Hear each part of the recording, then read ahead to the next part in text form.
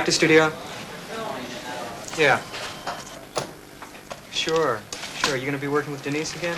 Actor studio? Okay. Hi, yes, excuse me. I'm returning this banner we had cleaned for you. Great. Okay, I'll be right there. I have a date on the 20th, Jack. Let me deal with this. Just a second, Jack, okay? Why don't you just set it down there for a moment and just hold on for just 2 seconds. I'll be right there. Lee Grant is the moderator. Right. Okay, terrific. Is this the Actor's Studio? Excuse me again. Yeah. Hey, can I ask you a question? Sure. You know, I was like thinking about becoming an actor. Uh-huh. How do I enroll in classes at the school? Okay, there's no classes. There's an audition process that you need to go through, and it begins in September. Those are the sign-ups, and it carries through October through May. You'd be signing up for one of those months. Oh, so I do it one a month, right? No, you do it once, one of those months, and if you pass, then you would go on to the finals, which are normally in May. Okay? And it's a 5-minute scene with a partner. Okay, can I sign up for it? No, you need to come in September. In September? Yeah, the first business day after Labor Day. Do I have to do Shakespeare? Because I can't do Shakespeare. No, there's no Shakespeare allowed. That's one of the rules. You need to stay away from monologues and Shakespeare. Comedy? If you like. Yeah? You can do comedy. You can do anything you like. Oh, great. I get to pick my partner? Right. All right. And this is what Marlon Brando and James Dean and Pacino did? All these guys did They all that? went through the audition process, too, yeah. Yeah? Mm-hmm.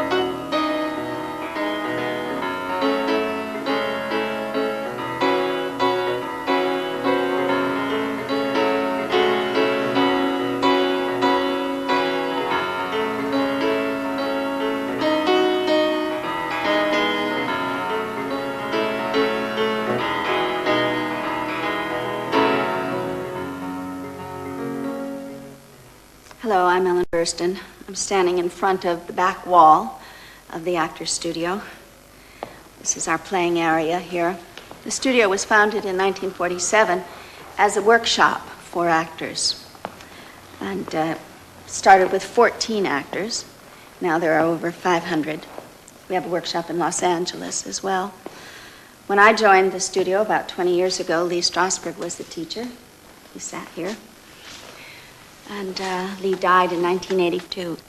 And there was an interim period where a troika was appointed. Kazan called it the troika. It was Elia, Kazan, and Al Pacino, and Arthur Penn. And then after a few months, the board of directors elected Al Pacino and myself to be co-artistic directors, and then after a while, I became the artistic director. Paul Newman is our president. Well, they asked me to become the president, and normally I wouldn't have accepted a position like that, except that when I came to New York, I didn't know anything about acting. Whatever I know about acting today, I owe the Actors Studio for. They put the spine and the foundation underneath all of the work. So if they asked me to do something to serve in some kind of official capacity, I was anxious to do that. If you take something out of a group, I think ultimately you have to put something back.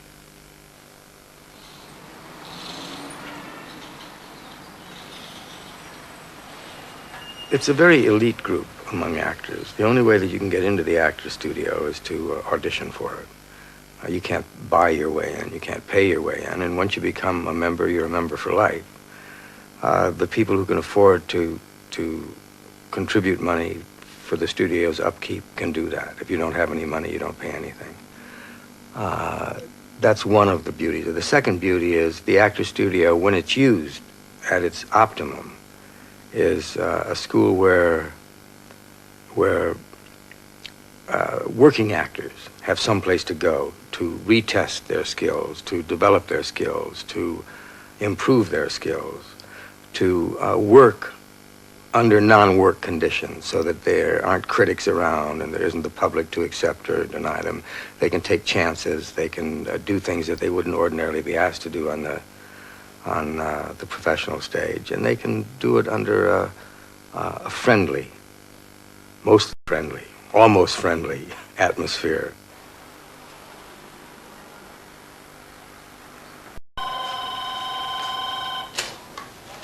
Hello, Actor Studio. May I help you? You're welcome. Okay, well, what I can have them do is I can have them send you some information. You can just take your name. You know, prime time life, so don't hassle me about this interpersonal fuck up on the highway, okay? I'm safe. Myself. I'm perfectly, back to earth. No. I can understand. Look, I gotta call the cops on you. Your car's outside. You want me to die? You want me to call the cops? Shut up! What I said before when I said? Only say. What are you saying? Only say I said. My Russian isn't good. Your Russian is fine. I was saying what I meant. As I was What? saying before, I got. You're kind of out. It's darker out there than it is here. It's pretty thick. The fire is here, so we're gonna have a grill, we're gonna have a coffee pot, and cups. There's a wood pile here. I want you to go on home. I want you to go on home. Now, it can't be all the same as it was. I mean, I remember snow in the cold and lines for potatoes because nobody can get the crop out of the ground because crazy. It's just a desert. Nothing nurtures. I mean, If you like it, then you like it. What are you talking about? No, Lee. Years ago, when the Moscow Art Theater came to the United States, and the word began to spread about Stanislavski, there were a group of people here in America who grabbed a hold of these principles that Stanislavski was beginning to formulate as an approach to acting. And although essentially the goal of all of the teachers is the same, the methodology of each one is slightly different. The entire approach is called the method, or was called the method, but it's a word I personally hate because it doesn't have any particular meaning. In the method, people think that all method actors want to run around mumbling and acting real. And that's only part of the picture. A well-trained method actor, just like a well-trained any actor, has the same object, which is to illuminate the role, to bring a kind of behavior to the role which is truthful and theatrical and intelligent and original, all of those things. There are so many personal things that we all tend to censor. And the essence of the method is to say that probably we all experience these things privately. And if I can show it to you, and you have a sense of recognition of it, oh my God, is she going to do that? Oh, that's so dangerous. That's moving out into such private, particular parts of human emotion, not just weeping and laughter, but other particular parts of human emotion that we don't ordinarily see in the theater or on the stage. Yes, that's the very essence of the method. The method is based on having this internal reference point, your own life experience.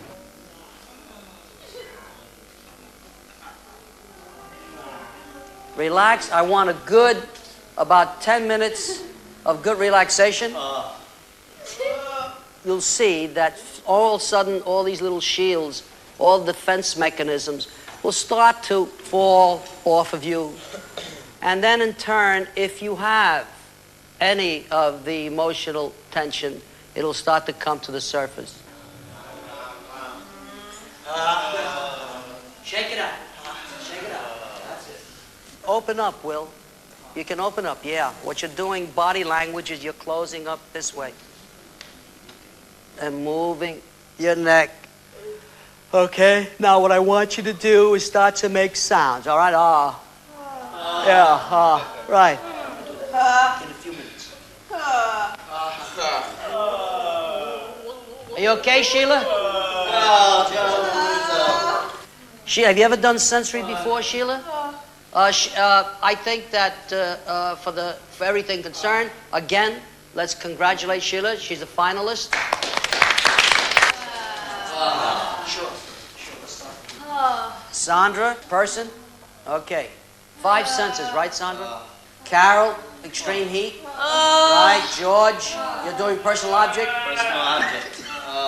When someone first starts with me, we work on non-emotional exercises. This is strictly for focus. This is strictly for using the imagination, expanding the imagination. We work on a drink, like coffee, tea, creating, as in life, going back to your kitchen, getting a cup that doesn't mean anything to you, a neutral cup, and be able to work with the cup, see the texture, feel the texture, see the colors of the cup, the weight of it, and then the liquid is inside, smelling, and being able to not to copy, not to imitate, so that I am now touching, I'm smelling using my 5 senses.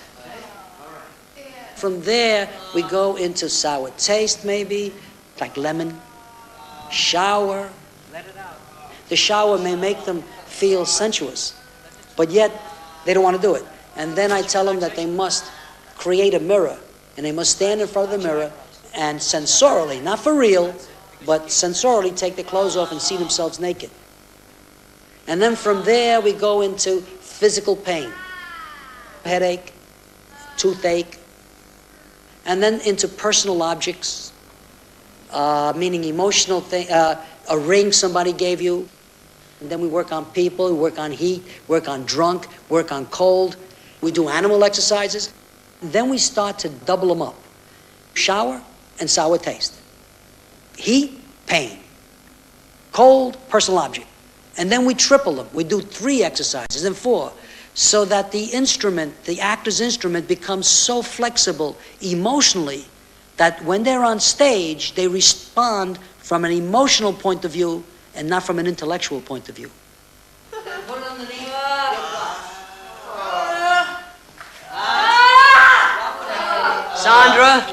Sandra, yeah, babe. Stand up with it, Sandra. Get away from the chair.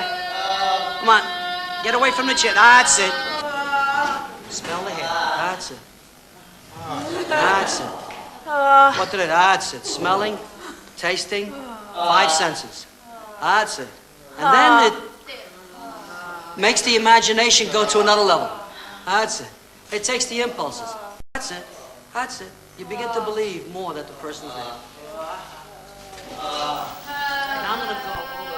Really what it is that concentration and focus is the funneling of your creative energy. So when you concentrate and you focus, you're taking all your creative energy from your superconscious and letting it come out and putting it in straight to what you want to do. Every day, twice a day, relaxation. Every day you do your sensory, the homework that I give you. Every day you work on it. And every day you approach it like you never did it before in your life, so that you don't anticipate. Some actors, they got it all together. And within a couple of minutes, wow, it's there. That's the way it should be. It shouldn't take you 40 minutes, an hour to get into something. The director's going to say, hey, come on, we're paying you, you know. Okay, you have to remember, we're breaking patterns. And there's sometimes we as human beings, we create patterns in our life, in our homework, in our approach, in our relationships, in our living. And when, as an actor, there's a lot of times I say things to you that you may find it difficult to break. But if you keep on trying, you break this pattern that is detrimental for your work as an actor. So you must learn, the American actor must learn to use his physical body in various ways, as much as he uses his emotional life and as much as he goes moment to moment and relates to his fellow actor. That's the word.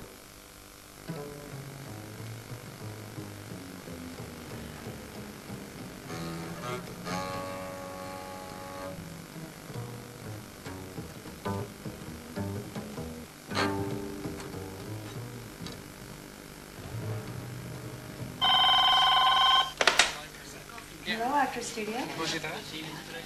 But if the big room is open, I don't know if Catherine Cortez is going to be working, so she might be using the big room. I see. Where is she? Yeah, you're using the Are back you room. using the, right, so the you can big use back the small room? Hello.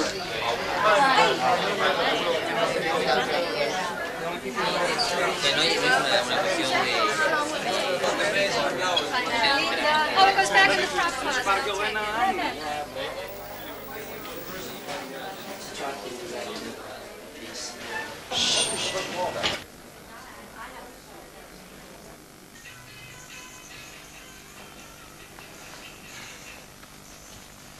Oh, today, I like the TV a lot better with Bruce playing, man.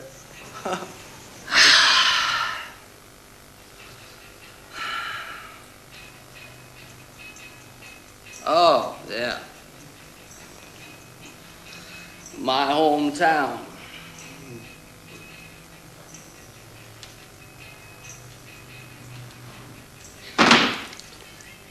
Fucking asshole! Ah. Hey. He threw me out of my own car, Eddie!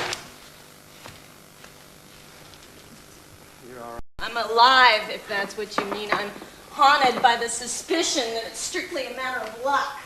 Nor is it enough that my various limbs are, operational. I mean, I'm a nervous fucking wreck. This guy is a debilitating experience.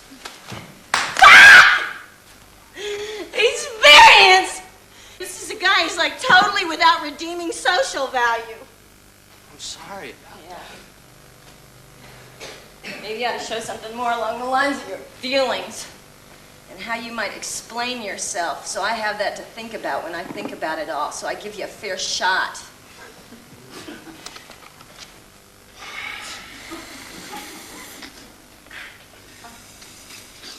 I mean, he's driving. So I say we can go to my house. Okay, let's stop.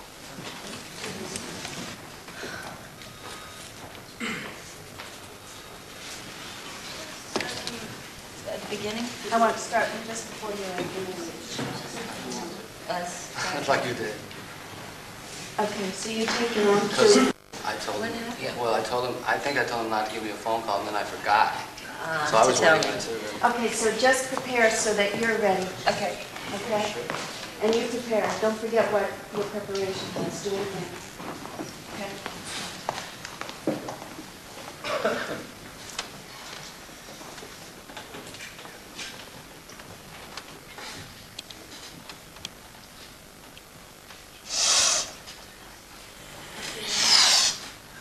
Because this guy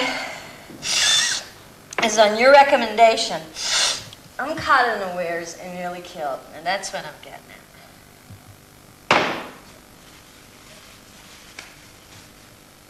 And he's driving.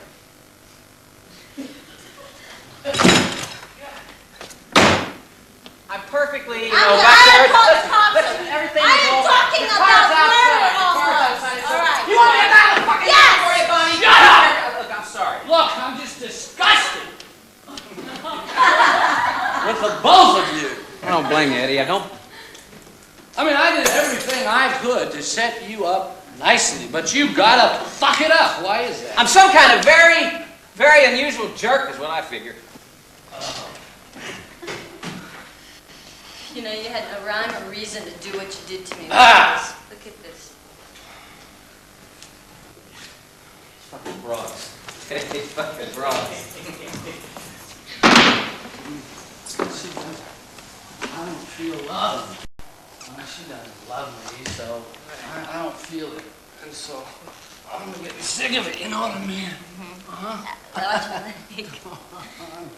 You know what I mean? I don't feel love, you know. Oh, yeah? I don't feel it. I don't feel it. I'm gonna go. I don't feel it. Come on, I'm gonna go. You know what I mean? I'm going home. You know what I mean?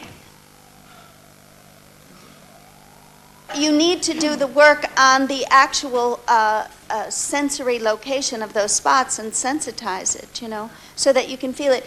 Even if you just take a pin and stick yourself once, just ouch, and in rehearsal, and then feel that, and then as a preparation before you come into work, recreate that feeling, that sensory reality, so that you can actually feel it. You know? Okay. If you can do that so that it's real for you, it becomes a place for your creative attention to go when you feel hung up. You know? Okay. Joel? Well, I wanted to be drunker at the beginning, first of all. But as far as the beginning went, like I say, I told David not to give me a phone call, and I didn't know whether I wanted to or not, and I said, no, don't, and then I forgot, and I'm glad. Why did you decide not to do that? That seems like a right idea. Well, I don't know. I felt other things working for me. Like what? Like the music, and like... See, but that's a very important point, Joel. You felt other things working for you. Music does work for you. Yeah. But that means that you're not doing the work, the music is. So that when the music goes off, then you're left high and dry. Peter? I thought that you lost, at times you would get the drunkenness, you'd get some of it, and then you'd lose it sometimes physically. It wouldn't quite be there physically. You know, when you get up, you were very able to do things physically. I remember one time you went over to the trash and you looked, when you lost the music, it seemed to me that you also lost the drunkenness in looking for the music. But for me, when he did that moment of with the bottle, it was so perfect for drunk, because that's one of the things that happens when you get drunk, is you get completely involved in an absolutely senseless lining up of the universe, you know? A perfect example of it is in The Goddess. Kim Stanley is sitting by herself in her bedroom alone at night drinking. And she's doing nothing but just moving her hand, and totally involved with her hand and the shadows that it makes on the wall when she turns it, and she sees the different positions of her hand and the light and darkness on the wall. That's one of the things that happens when you're drunk. And as a matter of fact, it is the point of getting drunk. It is the whole point, because it makes everything else go away. All those things that we don't want to think about and we don't want to hear and we don't want to see, they're just gone, and there's just your hand. Or there's just is it really possible to pour the vodka out of the bottle in this position when you're totally drunk without spilling it? Well, no. You know, that's a whole purpose of drunkenness. That's why you do it, because it hurts too much to not be drunk. That's why people drink, to turn off their sensitivity. Obviously, this man is an extremely sensitive, bright human being who cannot bear to deal with his sensitivity in the world as it is. For me, I think what is the most difficult thing about this material is the fact that, you know, I quoted Stanislavski last week saying that the job of the actor is to bring the human spirit on stage. That everybody else does everything else. That, you know, the writer writes the words, and you got the set, you got the music, you got the lights, you got everything else. The only thing that's missing is the human spirit, and that's up to the actor to bring it on stage. And in this play, there are 3 characters or more. The characters in this play, their spirit is dying. So how does the actor play the part to the fullest, which is about the death of the spirit, and bring the human spirit on stage? That's the hard part, you know? Well, it's like a friend of mine said, you can't play a neurosis with a neurosis. You know, you have to be totally clean in order to examine neurosis. You have to be really healthy and really straight internally. So it's a paradox. And that's why it's so juicy. That's what's there for you to explore. Work with that and the meaning of that, okay? And bring it in one more time. Okay, let's take a 5-minute break and then we'll go on. We have a half hour. Well, it's a marathon day. What you see up in the class here is often people visit, they drop in and they look and they think, oh my God, that's terrible. And yet, It's the experiment in the laboratory that you're not supposed to see. You know, it's the trying to probe to find. If I'm trying to trace a bacteria and I do 6 experiments and they all fail, but I find it on the 7th, then it was worthwhile making all these mistakes. And that's what happens upstairs. If I didn't have a place to go and fall on my face, or sometimes be good, if I didn't have a place like the studio to practice, it probably would have taken me 7, 8, maybe 10 more years to develop into whatever kind of actor I have developed into. And that I am indebted, humbly indebted, to the studio for. St. Patrick's Cathedral on the morning of my final test and prayed, please let me get into the actor's studio. A Jewish boy goes into St. Pat's and prays, let me get into the actor's studio. Because I thought, it's everything. And if I don't get in, I'm nothing. I'm not worthy. I'm not worthy of God's love, or my mother's love, or the audience's love.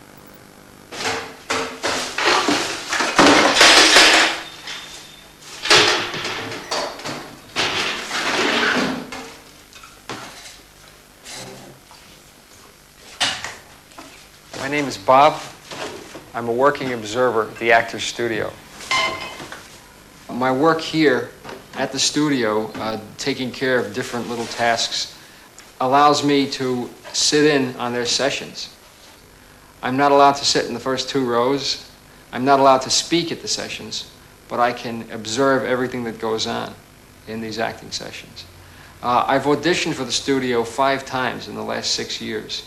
So far, I haven't gotten in. I still keep trying. I'm still at it, grinding away. I drive a taxi out on Staten Island where I live. I do that part-time, and that also gives me the freedom to come into the city and look for other types of acting work. It leaves me no time for anything else. I have no social life at all. I eat, sleep, and work, and that's about it.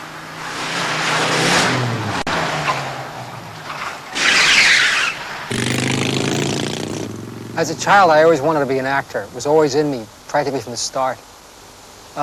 My greatest influences right from the beginning were people like Rod Steiger, Robert Duvall, Bruce Dern. Later on, it was Robert De Niro, Al Pacino, people like Jack Nicholson. And they affected me greatly as a child. But later on, I grew to appreciate what they were doing, that they were fine actors to convince me so much with their characters. And in the end, I realized that they were all from the Actors Studio. So my goal was to try to become a part of it.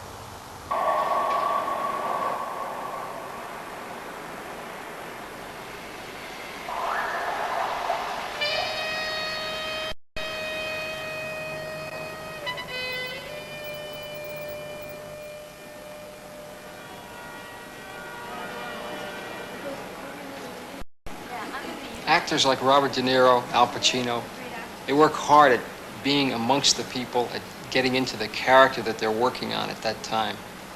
And the more famous they become, the less ability they have to be able to get out there and do it, just because of they had lost their anonymity.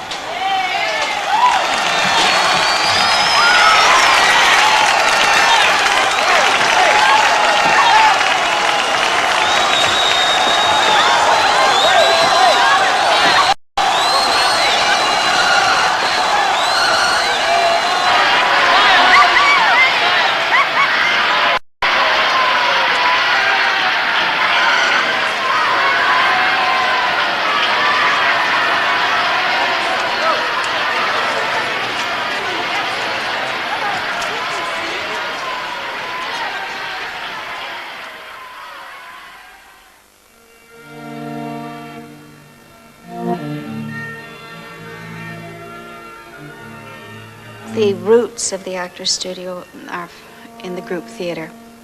And the group theater was founded in the 30s, right after the Depression, by Harold Clurman, Lee Strasberg, and Cheryl Crawford. And it was really part of a whole movement in American art. The theater claiming itself away from the kind of over-refined convention that had been in the theater for centuries, and presenting the heroism in the common man. So the group theater was on a mission. It was to destroy the cliche and the conventional and to open a path to a new approach to acting, or to the truth in acting, not the cliche. For example, 95% of actors, when they say, I remember, they go like this, I remember, and they look up there, as though somewhere up there is written what they're trying to remember. And it's a signal to a viewer, to an audience, that he's remembering. Well, the group theater wanted to destroy that. They wanted to say, a man could say, I remember, and it would be just as truthful as I remember. Cheryl Crawford is my best friend in the actor's studio, my oldest friend. She got me my first job in the theater, my first professional job. And then after the war, she and I and Bob Lewis started the actor's studio. And it continued the tradition of the group theater in the style of acting we preferred and so forth. So when I began making pictures and leaving New York, and Bob Lewis just left, she coaxed Lee Strasberg into coming here and taking over the actor's studio, and he made it his own. He made it his place. Well, I thought Lee Strasberg was the greatest teacher of acting that I have ever known or seen. And fortunately, now that he is dead, he had trained a great many of the actors who are now moderating and conducting their own groups here. And we have veered somewhat from the Strasberg method into everybody's individual approach to whatever they thought the method was. There are many approaches to method acting. They're all called method acting. It was one of a group of people in this country, people who were there at the beginning, I mean, when the method was being formed in this country, great, great teachers. And as a result, they've changed the face of American acting, and in some way, as a result, because American acting is so widespread in American movies and seen everywhere in the world, I believe they have changed the face of acting in the rest of the world as well.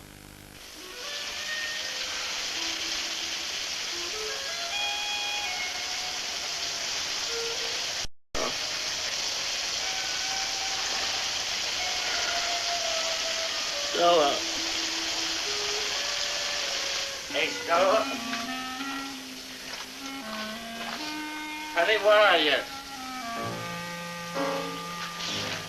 Stella?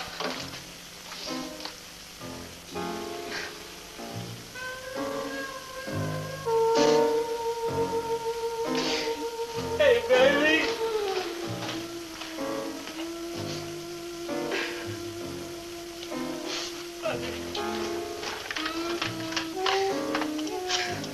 He ain't coming home tonight if he knows what's good for him, yeah? Look, she ain't coming down and she ain't gonna talk to you neither, so you might just as well not call her.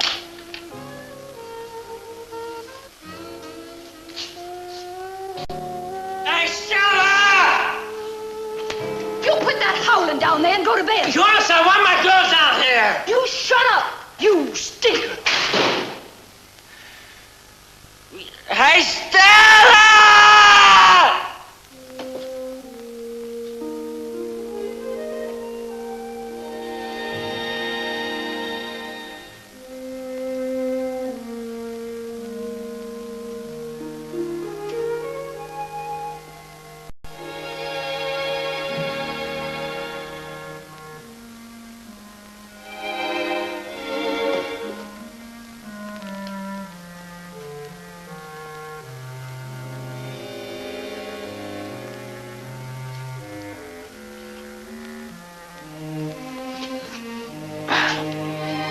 ever leave me, baby.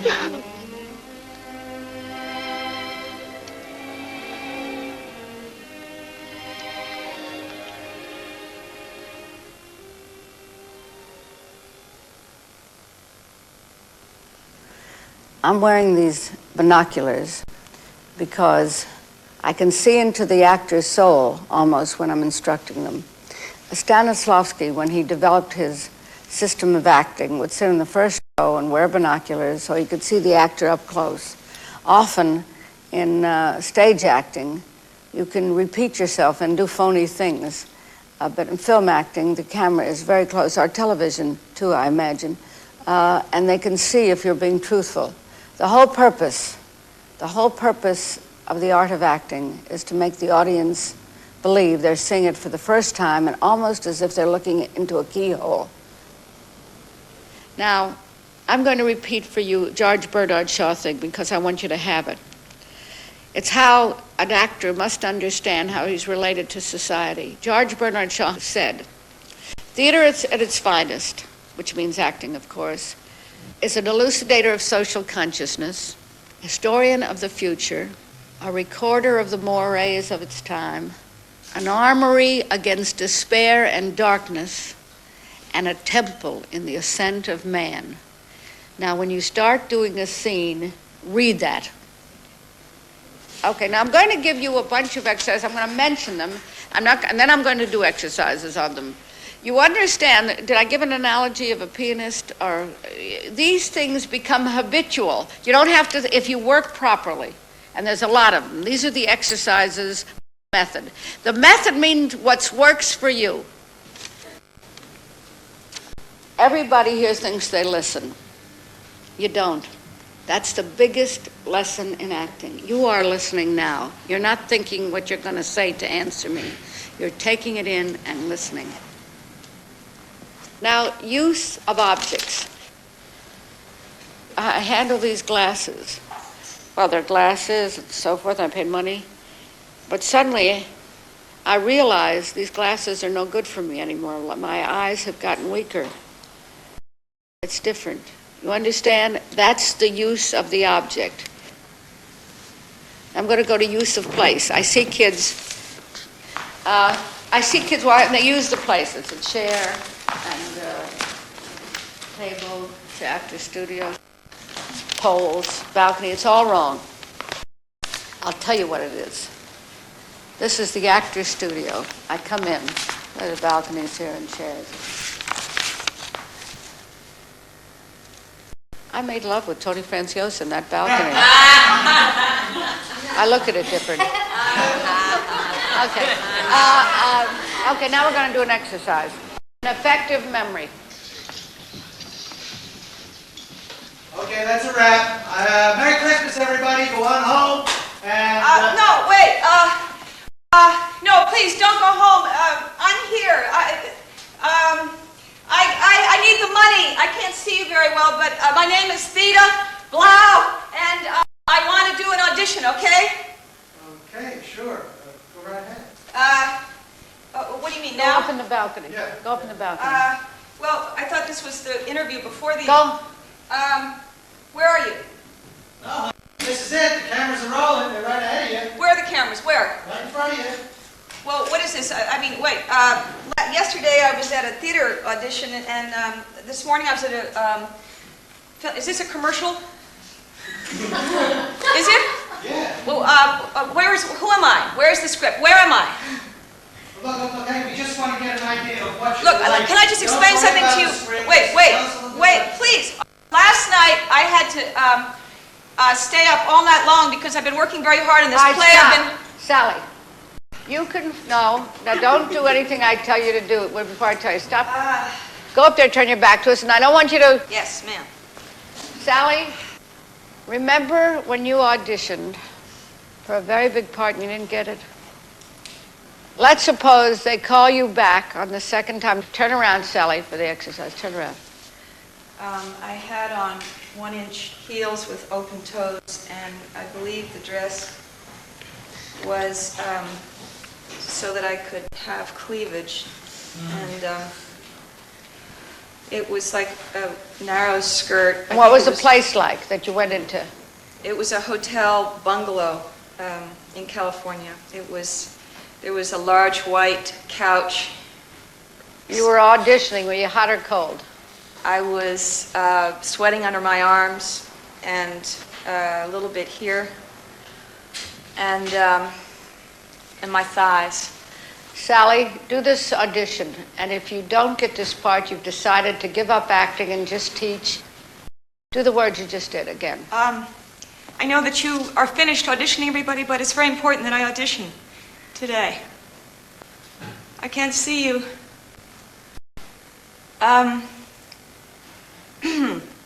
Don't cry. You're not allowed to cry. I was up all last night writing this. Collect yourself and close your eyes, Sally. Your job as an actress is to make the audience cry. Right. Give her a Kleenex. Whatever you do, I don't want you to cry. Don't allow yourself to. Okay. I wish I remembered the words to this. Make it up. You remember what you were saying.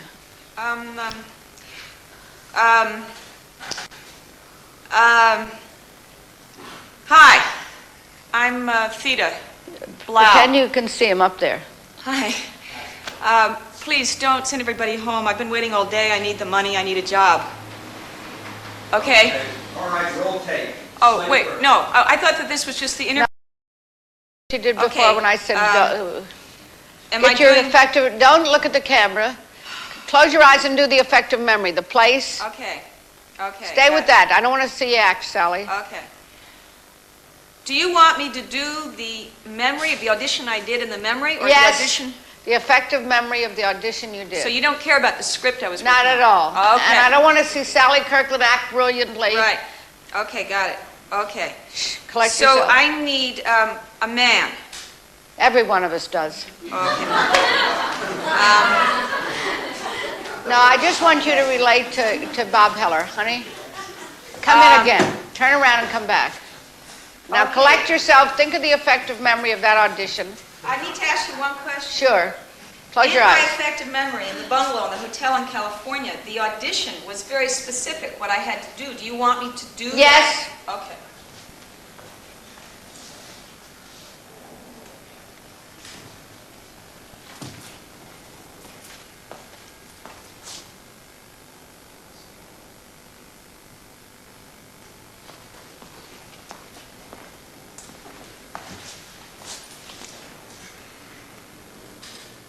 My father. My father was, he drank too much. He had a wonderful sense of humor. Can I have a drink? I mean, it would help me do this audition better if I could. You know, I always wanted to do Three Sisters. I wanted to do Masha. And my father didn't want me to be an actress, so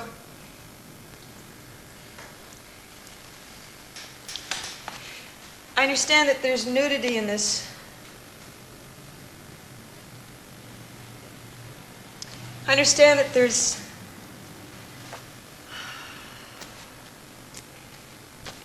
anyway, I'm prepared to